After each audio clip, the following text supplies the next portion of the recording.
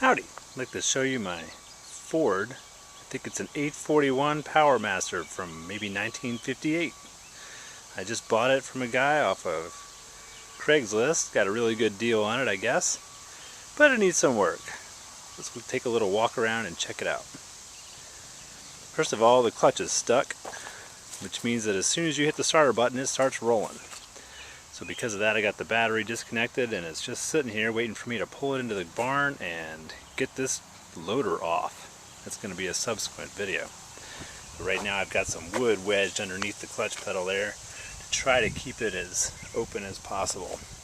There's a considerable amount of dirt all the way around, but there's some neat features here, including power steering. You can just make out that spring down there. And then you got your loader.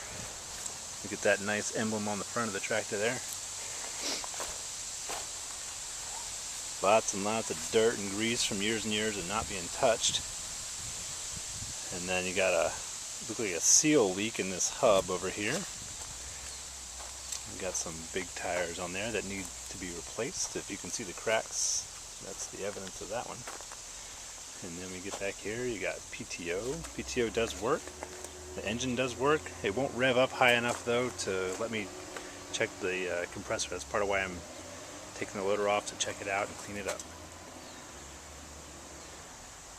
So that's it. You can see that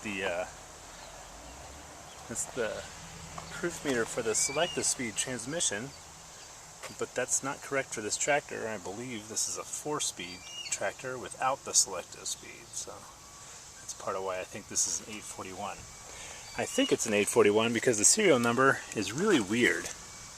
It's written right there and it says 262964984, so that's obviously not a valid serial number unless you know otherwise. Anyway, that's my tractor.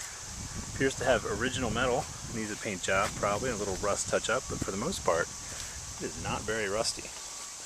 So I'm going to get ready to put this in the barn and go through the instructions and take off the loader. That's going to be another video, and then work on trying to fix the clutch, maybe replace it, and get some of these soil seals fixed. There's also a leak right here at the hydraulic observation window, I think, for the PTO. There's a huge puddle underneath that's formed since I moved it here.